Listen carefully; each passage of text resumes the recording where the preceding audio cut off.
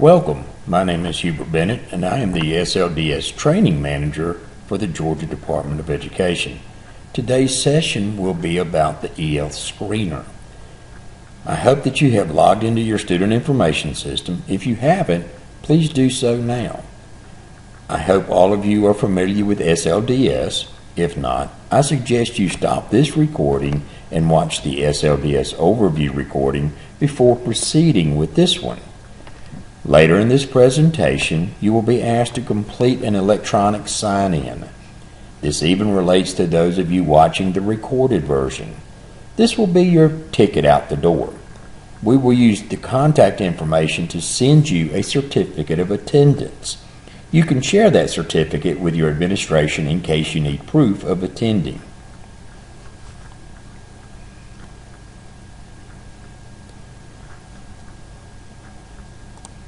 As you can see here, the EL Screener reviews. This session will review the EL Screener application that was rolled out in December of 2017. This will be how users all across Georgia will benefit from using the ELS. By entering EL data into the SLDS platform, that data can be shared to any school district the student may transfer to within Georgia. This easy application will store things like birthplace, data entered U.S. schools, primary language, and even the screener assessment scores.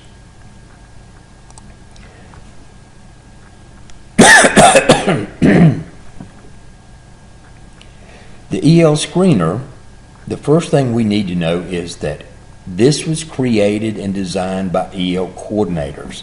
It was not designed by the DOE for another item to have the school districts to use. The EL Screener doesn't change any method or procedures that a district has in place. But please feel free to take advantage of anything inside of the EL Screener to make your procedures better. There's no state accountability measures in place. This is not designed for the state to look over your shoulder. It was designed to make record keeping more efficient, and probably most importantly, it was designed to help reduce the redundancy of work when students transfer around the state.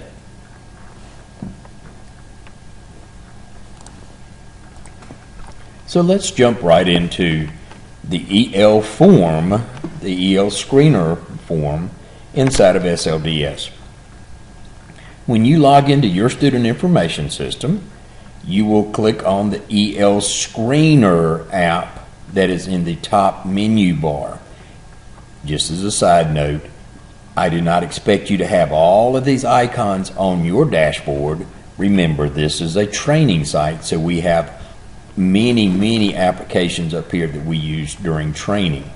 Today will be about the EL Screener.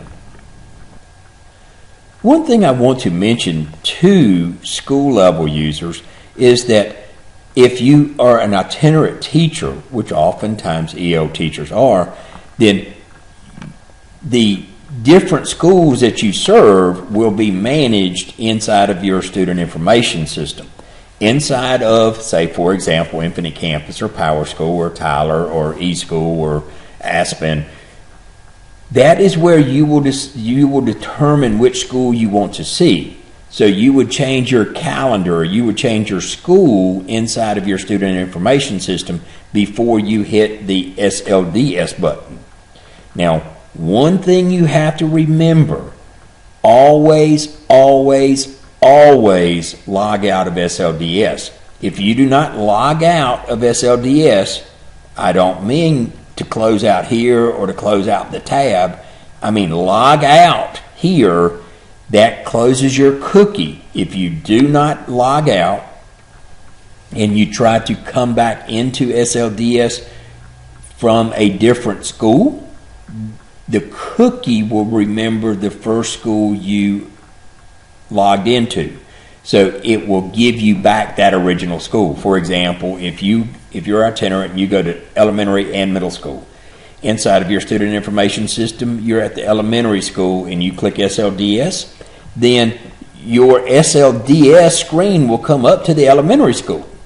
In order to go to the middle school in SLDS, you would have to log out, Go back into your student information system, change your calendar or change the school level that you are in your student information system, and then hit the SLDS button again.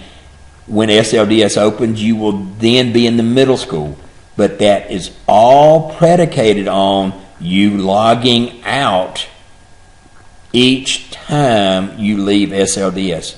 Always, always, always log out. When you open up the EL Screener, you will have this header information here. But before we jump into all of the search criteria, in case I forget this at the end, I want to go ahead and mention to you that there is a summary dashboard and there is also a user guide. This is a 4 or 5 page user guide that will help explain features about the EL Screener after this session. Please keep in mind, like all user guides, we encourage you not to print them off for a permanent record because these are always subject to change. Yes, please feel free to print them and read them today. However, if say in 2 or 3 weeks from now you decide you want to go back and look at it, I encourage you not to go to a previously printed copy because we are always tweaking these, especially here since they are beginning to roll out now. Once it becomes more mature and more stable, then the user guides will not be changing as frequently. The summary dashboard, what I'd like to do is take you there for a moment. This summary dashboard will give you many options. Just to let you know, there is a scroll bar at the bottom, so you're going to be able to actually look and see every piece of data that we have stored inside of the EL form, with the exception of comment boxes. There will not be comments inside of the summary dashboard. Now, just to let you know, I can do some filtering here. I can actually do some date screened, so I can do some filtering as to the date range that they were screened. If I'm an administrator, I can actually choose which school. I can even choose form status, which we will explain more about this later.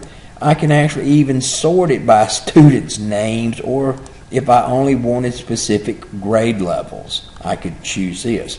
Just as a note, if I was a district level person and I wanted to do all 5th graders within the district, I would leave school name as all, and I could come to grade level and choose 5th and then hit view report, and this report will give me all 5th graders that have a form in whatever status I have chosen, whether that's being a new form, all in progress, screened, or submitted. And just to let you know, once this form is populated, you can actually export this data out.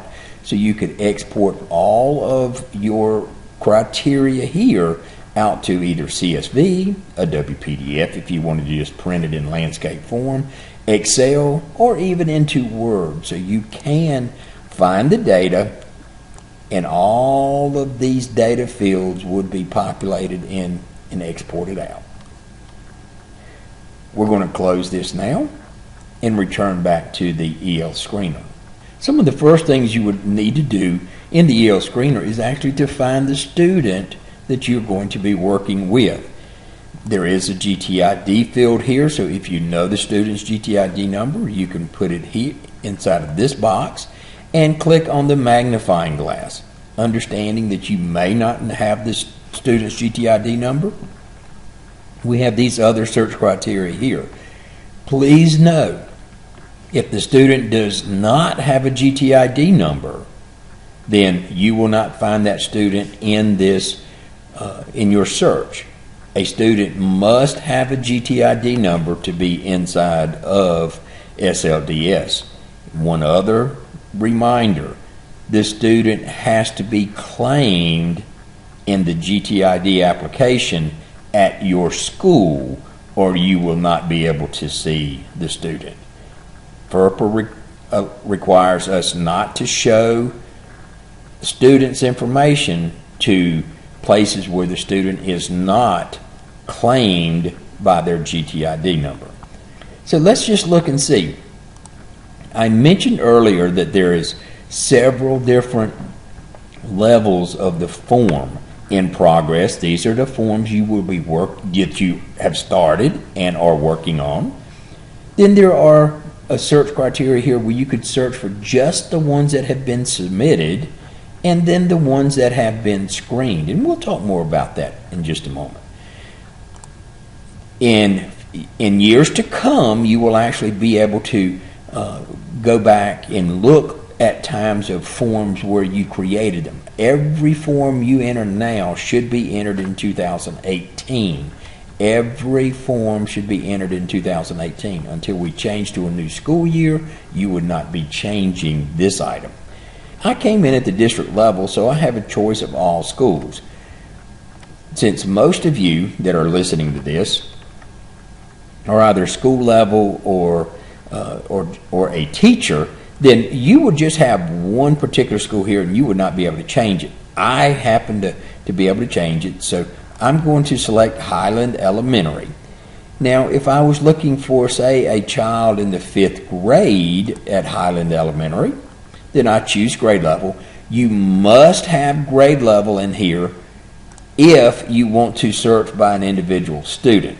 I could choose a student alphabetically through here if I wanted to, but in this case I am going to go to all. So I am going to select all the 5th graders at Highland Elementary.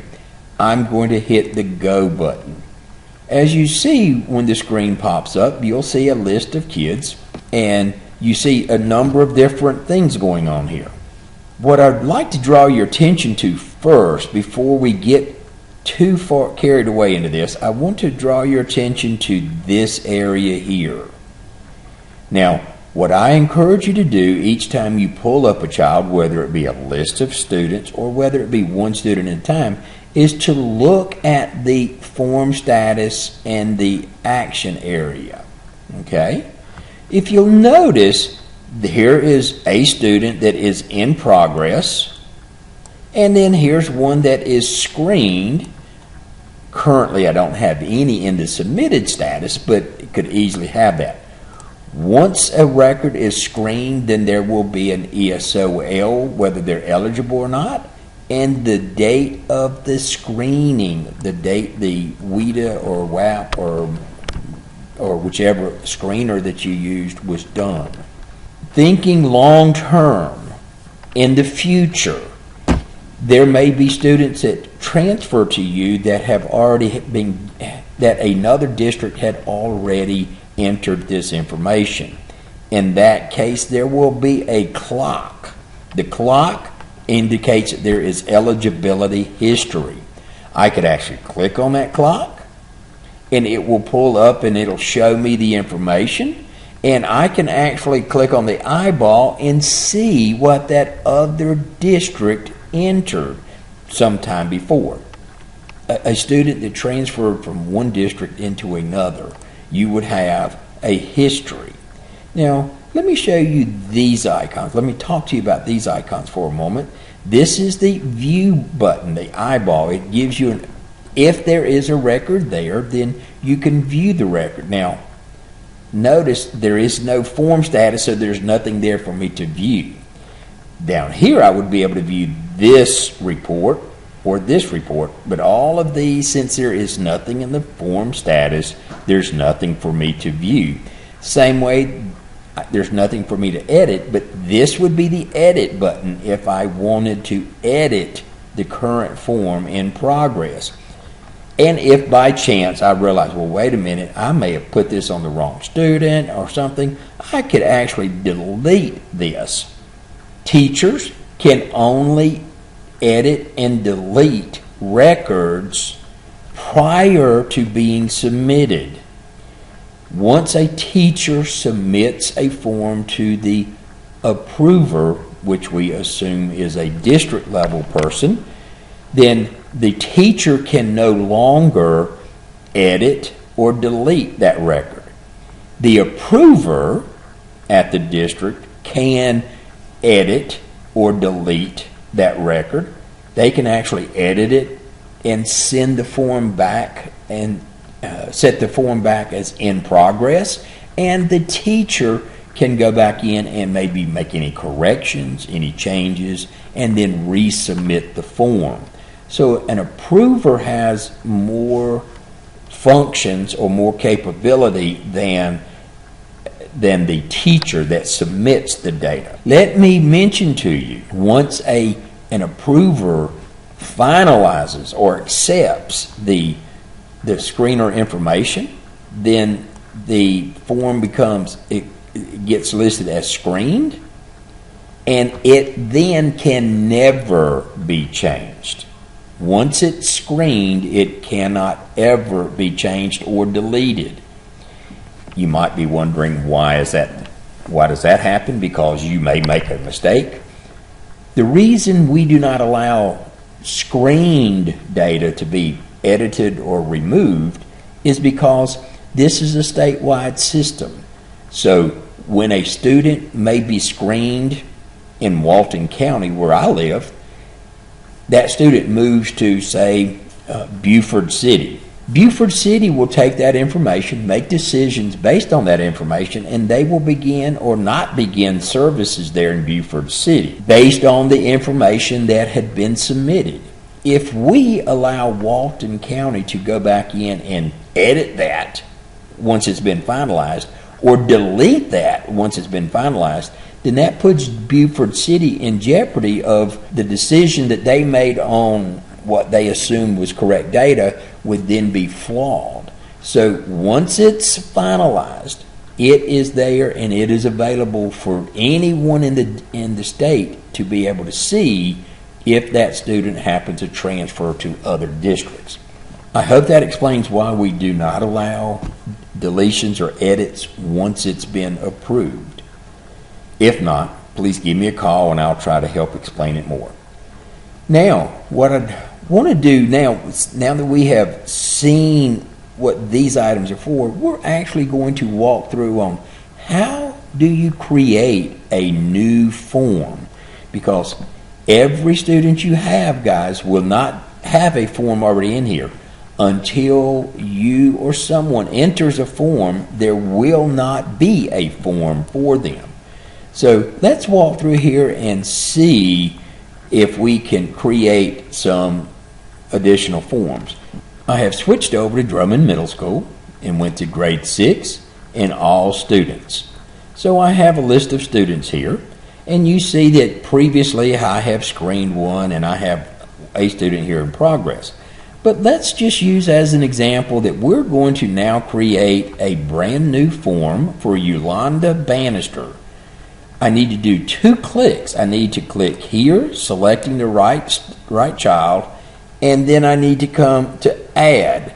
But before I do that, let me mention, I first looked here to see that there was nothing already there.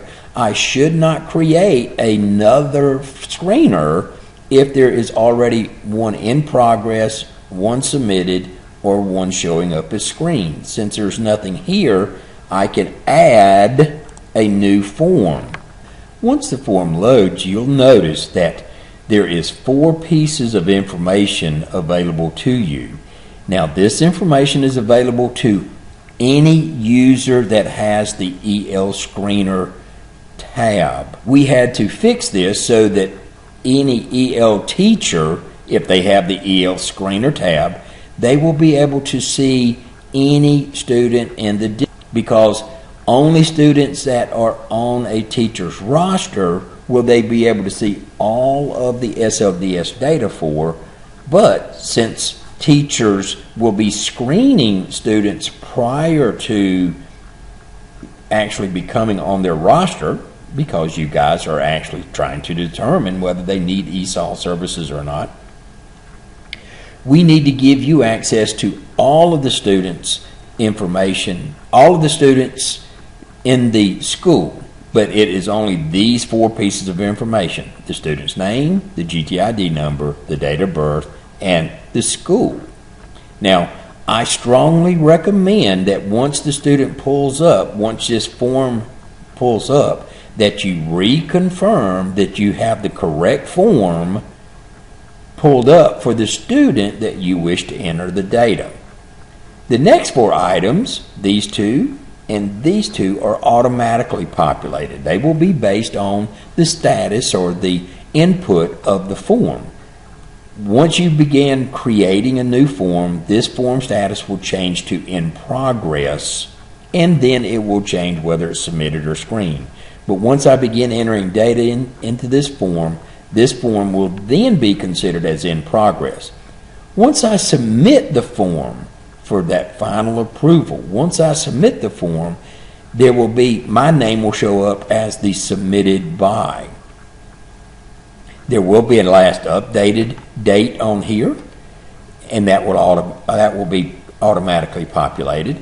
And then once the final approval is made, there will be an approved by, the name of the approver listed here. Again, these 4 pieces are automatically populated. The beginning of the data that you should be entering would be birthplace. If you click on the drop down, you will see a long list of countries listed here, probably than you will in your student information system. I'm selecting Mexico for this case, and then there's a date entered into U.S. schools. Please note, this is not when they entered your district, but when they first entered the United States school. If they were born here, then that would be the day they started pre-K or kindergarten or something. But even if they come from a different state, you would put in the date they entered the U.S. schools. Now, all date features come in this area to where I could actually type in something like this. But please always try to remember it's 2 digits / 2 digits / and then 4-digit year. I can type it in, or what's probably the preference is using the date picker. I can click on the little calendar icon here. It will bring up a date picker. I can click this arrow backwards, and I can keep scrolling back until I find the particular month that I want. I can actually, if I go too far and I need to come back to the day, I could come back to the day. Or notice I can't go in the future because, of course, they can't enter U.S. schools in the future. So it only comes to today. Now let's just say this child happens to be a 6th grader. So the child entered, let's say, back in 2014. Well, if I click on the top part here, it gives me the months, but then how do I go back to 2014? I can click the icon here, the little slide mark, or I could click again on the year, and I bring up my years here. So I could choose whichever year I want. So if it was 2014, if it was August, and let's just say August the 5th, 2014 is when this child entered U.S. schools. All right. Now, this item and the birthplace are required. You notice the asterisk by the fields. Any asterisk indicates that it is a required field before you submit the data. I can save this form as many times as I would like, and I do not have to have the required fields in to save it. But in order to submit it to the approver, all of these required fields must be entered. The next item, and this is an optional item, this is one of the things that the JAD session determined that if you have this information at the time of screening, this would be a great place to put it. And this is if the child is enrolled with an international transcript.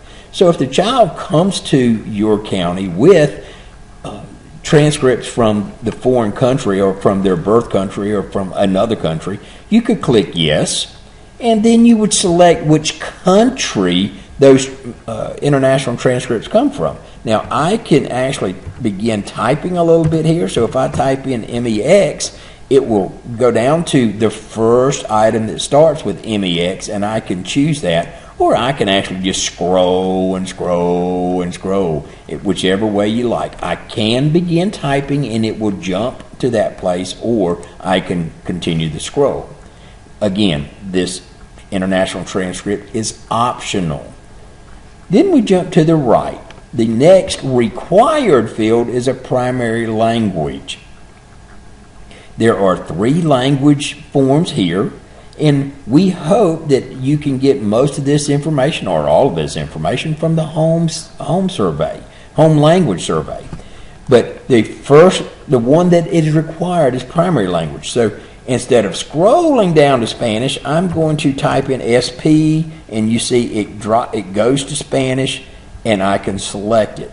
Now, in my opinion, if Spanish fits the category for correspondence in other language, then I would not enter that. But if your district has put in place that you need to enter it each time in your setup, then feel free to do that. However, if by chance the correspondence language was something else, maybe they had moved somewhere where Portuguese was spoken, and that was actually the language that they chose, that they correspond in. Maybe the parents are originally from Portugal or someplace that speaks Portuguese. And then there is another language indicated on the thing, and let's just say, just for humor, let's say another language that they speak is Dutch. So you can see there you have 3 places for 3 different kinds of languages. Only one of them is required. Okay? The next item is the criteria area. This is where you would put in the assessment data. Now, I'm going to, just for demonstration purposes, I'm going to say that this child was screened way back in 2014 with the KWAP, the WIDA KWAP, not the WIDA WAP or the WIDA model or the WIDA K model, but the WIDA KWAP. So I'm going to choose that. And these options open up here. This is the information I will enter for the KWAP. And you'll notice right off there's a date screen field here.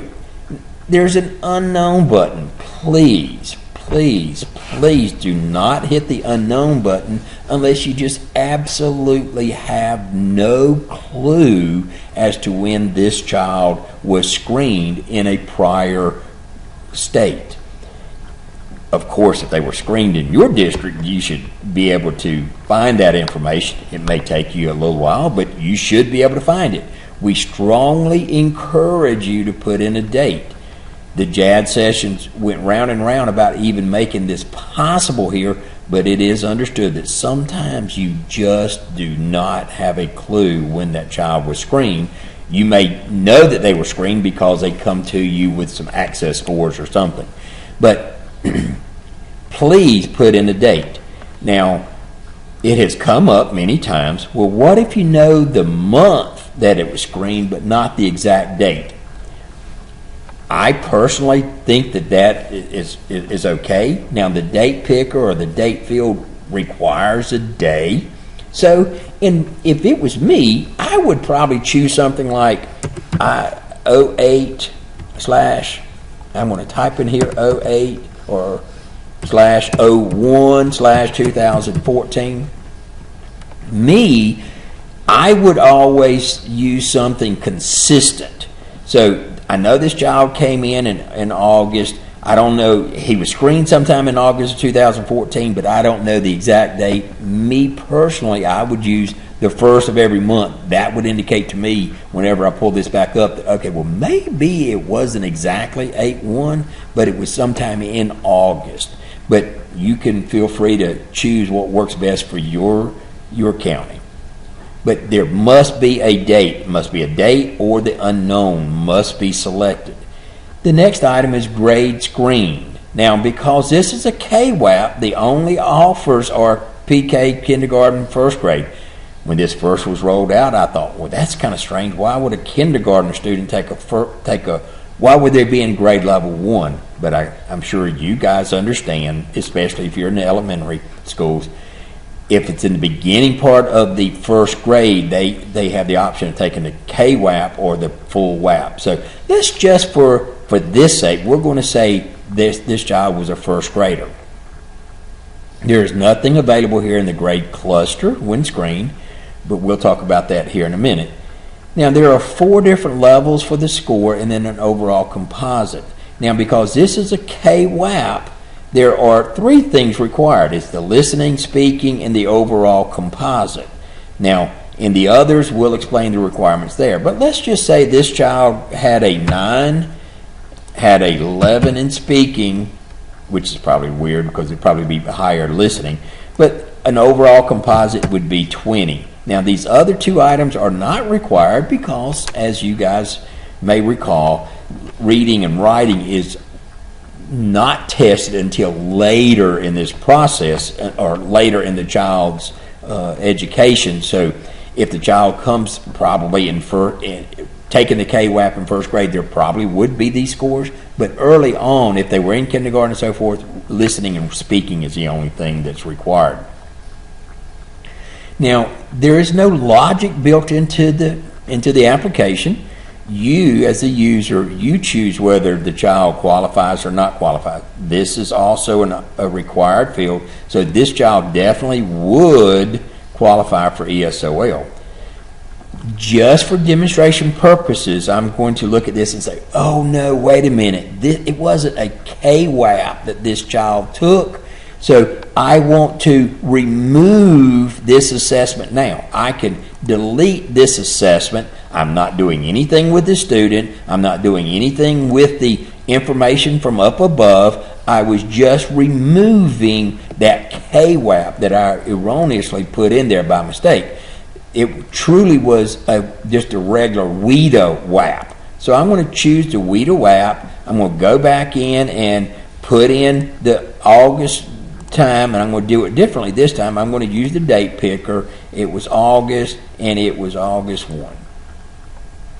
So earlier I typed it in. I used the date picker this time. So now I will choose his grade level. If he's currently 6th grade in 2017, so let's just say he was 3rd grade. Now, of course, you would know this information from the screener data that you have.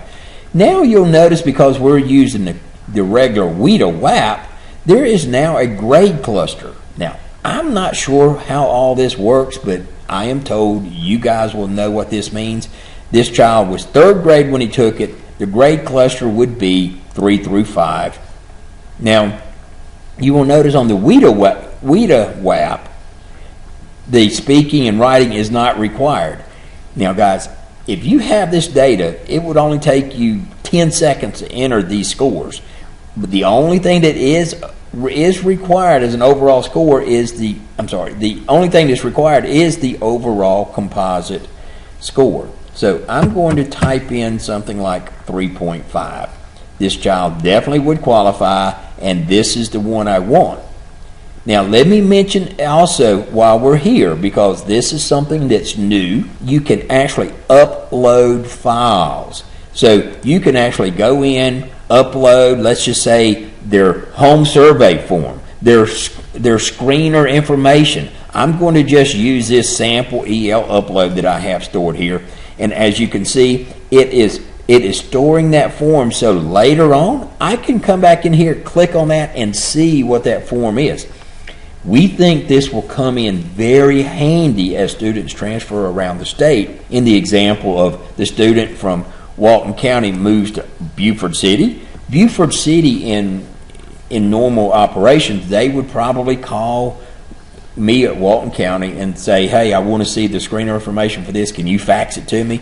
Well, moving forward, I can just sit there and tell Beaufort City, hey, I have entered that in the EL Screener. Why don't you log into your EL Screener, and you can actually download the form right there, so it's automatically stored with the student, and anyone anywhere around the state would be able to see that. You can upload any files that you wish to upload, but just remember, anything you upload will follow the student, and it will be available to that student or to any other district that that student happens to transfer to. So I have uploaded a sample file. Now, as far as the screener information, I'm done. We have a few more items at the very bottom under the other information. All of these, you'll notice, are optional. There is no asterisk down in the bottom section. The first item is eligible for seal of biliteracy. This is, from what I understand, guys, students that come to you probably later in their education, probably in high school, and they want to seal a diploma showing that they have biliteracy in 2 different languages, here in English and some others.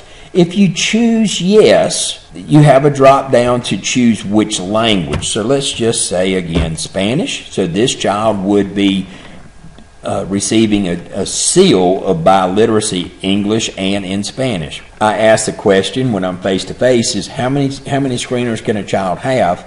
And I'm always told only one. I am going to say a district could enter another one. It's totally up to that district.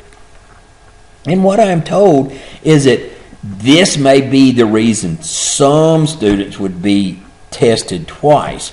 This limited or interrupted formal education. Say, for example, this child is currently in the 6th grade, but maybe he returned to USA after spending 3 years in Spanish-speaking school in Honduras. So this might be an example of why you might rescreen the child, but this is just a note. It's not necessarily that you're rescreening them, but this is just a note. If the child had limited or interrupted formal education, you could put a note in there. That note's going to be with the form. It's going to be there to help indicate why anyone would possibly have done this.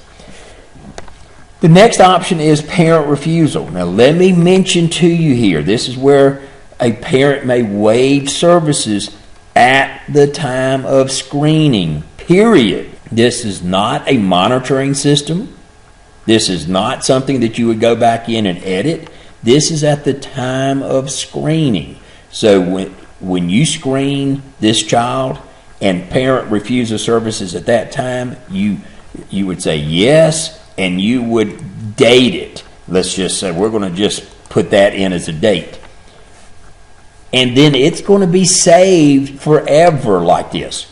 That does not mean that the parent can't change their mind 6 months later or a year later or whatever.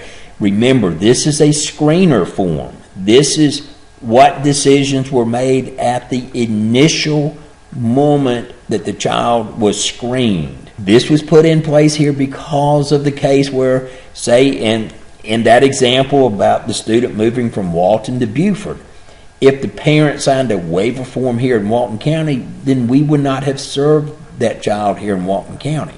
6 months later, the child shows up in Beaufort City, and they see that the child is still just struggling, extremely struggling in class. And they go, well, why wasn't this child served? Well, the parent may forget that they had signed a waiver. If Beaufort City looks in the EL Screener form and notice, well, wait a minute, that parent did sign a waiver at that time of the screening. That's why Walton County didn't serve the child in the ESOL program, and that would give them explanation as to why Walton County didn't serve. Now, in my opinion, if a parent did refuse services at the time of screening, that may be one of those files you might want to upload so that, in that example, Beaufort City would be able to see the parent's signature on the waiver form. That's not required, but that would be a good opportunity for that.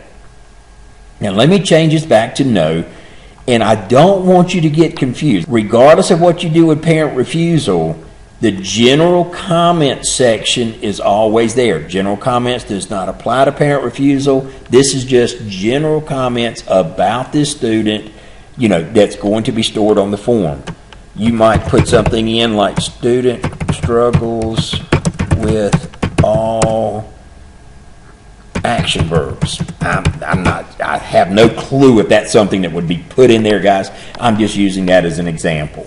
Okay? But remember, any comments, any data that you put in here would be subject to open records. So be very careful what you enter in as comments or any other field as well.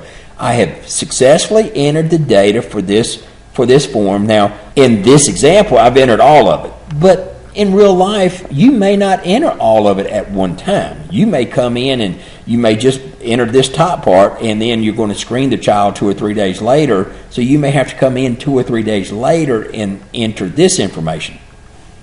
It's designed, you can do it however you like.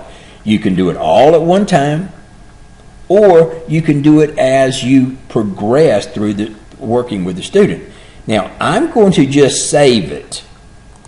Okay? Always have to wait for it to tell me that eligibility data saved successfully. Do not move away from the screen until you get this message saying it was saved. Now, I have to save it before I can print it. Now, I'm going to print this just so that you can see what it looks like. Now, this is what a printed form, and you can print this as often as you like. This is what the printed form looks like. And you see how my notes are all here. Anything I made in there. Any notations I made. The languages I made there. Now, with this form, some districts have determined that this is what they're going to do, how they're going to provide their SIS person the data that they need to enter into the student information system. You could always print this form out and then hand that to your SIS coordinator, and they have all of the information there for them to enter into the SIS. There is no way of entering this directly into the SIS from this form at this time. Okay? But you could always print this and hand it to them. Now, just to mention to you, you can do it in CSV, Adobe PDF, you can do it in Excel, you can push it out to Word. Now, some places actually do this. They push this out to Word, then open it up in Word. Once it opens in Word, maybe enable editing. And then I have heard of some places doing this, sliding down here towards the bottom, and then entering parent signature agreeing to services. Now, guys, I'm just using this as an example, okay? I'm sure you would have a much longer blurb, but a district could use this as a form, a place for a signature, or just acknowledgement that they have received this information. Then this form, this Word document could then be printed, and this could be stored in the permanent file or whatever the case might be. I'm just demonstrating that you can push this out to Word, and you can change, edit, delete. You can, whatever you wanted to. If you didn't want the parent to see that part, you could, remove that and so forth. This, whatever you do in the Word document, does not change what's in the real form. But this is when you push it to Word, it is an editable form. Just remember. So I'm going to close this. I don't want to save it. But again, here is the form. Now let me mention, it doesn't happen right now here in December, but we hope soon after the holidays, sometime in the spring, this form will actually become available to all regular ed teachers that teach that student. Just like they do with GoIEP, where if a district uses GoIEP, once an IEP is finalized, a hyperlink then shows up on the student's profile page, the student profile page. There's a hyperlink there for GoIEP now.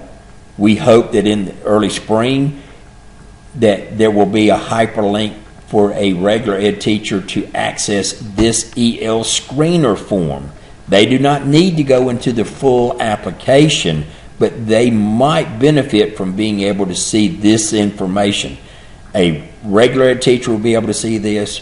Your school principal, counselor, registrar, they would be able to see this final form.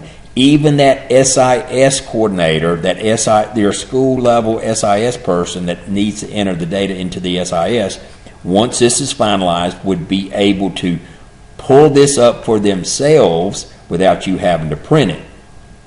That will be on the student profile page. Okay? I've closed the form. I'm done with this kid as much as I want to do right now. So when I'm ready now, I have saved, I've printed, I have not submitted yet, because I am not going to submit it until I am 100% certain that this form is complete. So I'm going to close here, and I'll come back to this screen, and you'll notice, oh, okay, there's Ralph Bangs. Ralph now has one that is in progress. So tomorrow, if I wanted to come back in here and to finish this, I would use the edit button here. I would not create a new one, okay? I would not do this if there is already one in progress. I would use the edit button, come back in here, and I can finish this form here. So if I am ready now to submit, notice how the form status here is in progress. If I am ready to submit this form, I can hit submit. It asks me again, do you really want to submit this form? Yes. It's telling me, wait a minute, I can't submit it because I'm missing something here. Yeah, I'm missing the composite score. I do not have to upload files, but there is no files listed here. So now let me try to save. I've saved it successfully. Now let me try to submit it. Do you want to submit this form? Yes. And it is telling me now that the data has been submitted successfully. So now the district level person or the person responsible for approving it, they now can see that this form has been submitted and it is time for approval. It is open now to be approved by that district level person.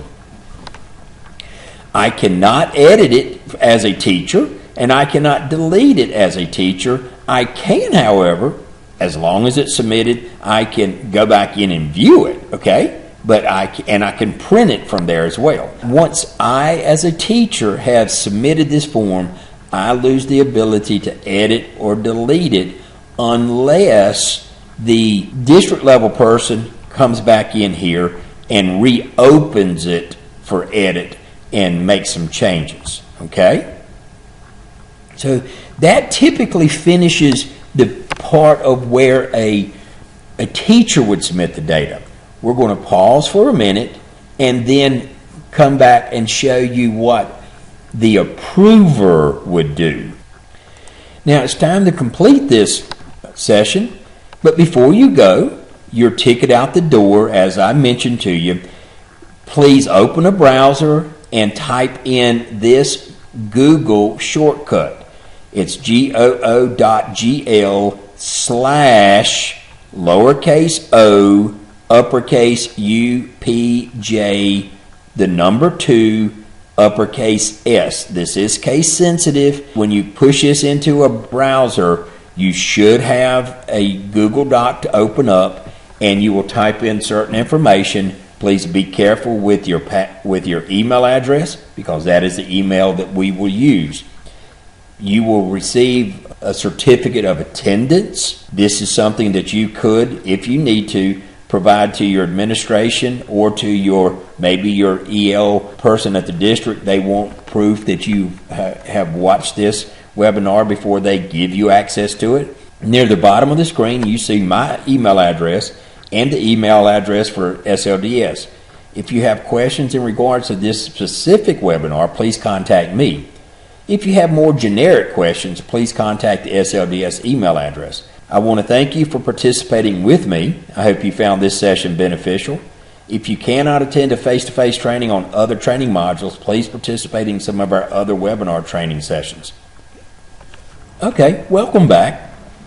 Now, these next steps that I'm going to show are strictly for the approver. Strictly for the approver. The approver will need to come in and find the ones that have been submitted.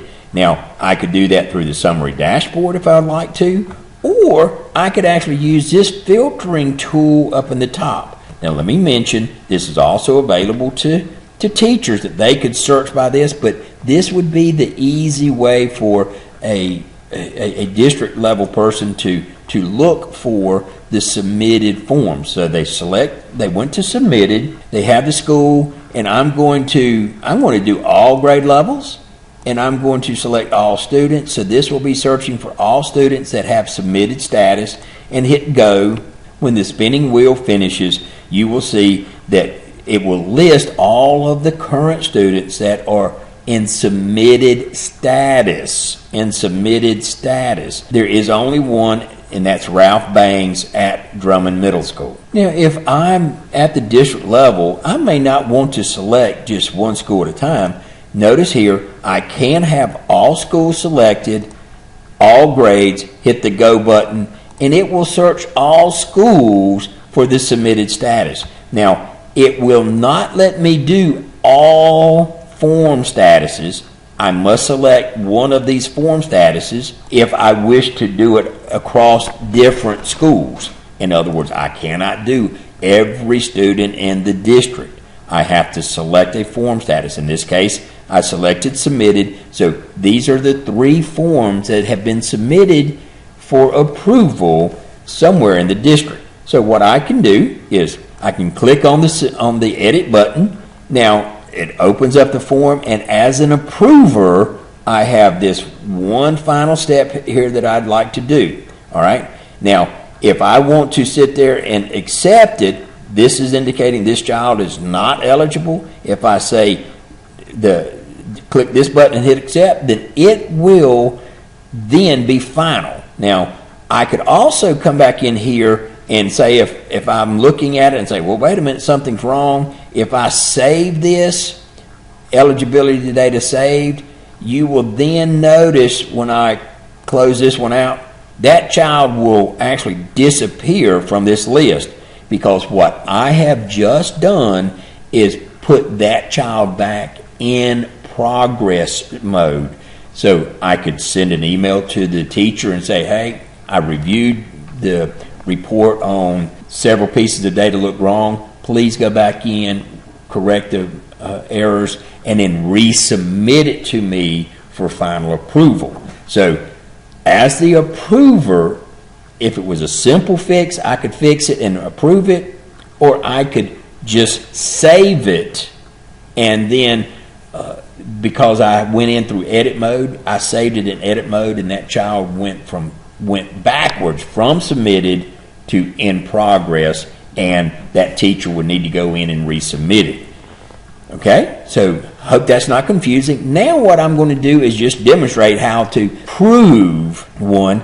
I would click on, let's just say this is Ralph Bangs here, and this child is ESOL, and so I'm going to click on ESOL eligible. I'm going to hit accept. Mark this student eligible. It's just a reminder. Are you sure you want to do it? Yes.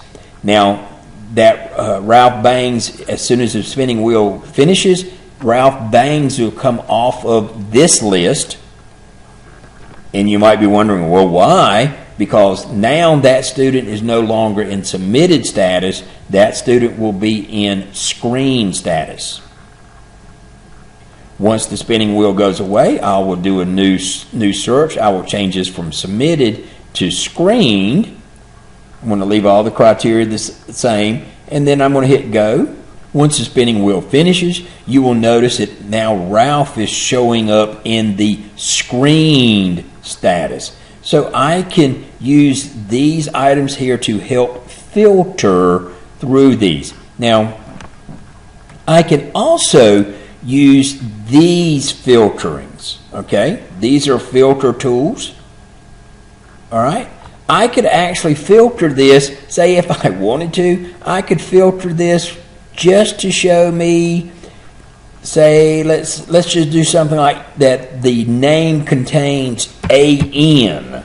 Now, got to remember while this is spinning, I'm still looking at this same criteria. These are only the students that have a screen form, but it's going to go through here and it's only going to find the students that have AN in either the last name or the first name. So I can use these filter items on each of these headers to also do some filtering. If I wanted to remove this piece of the filter, I would click, let me click off of here so you can see this is whited out now here, so you can easily see, okay, well, wait a minute, there's the one that's got a filter on it.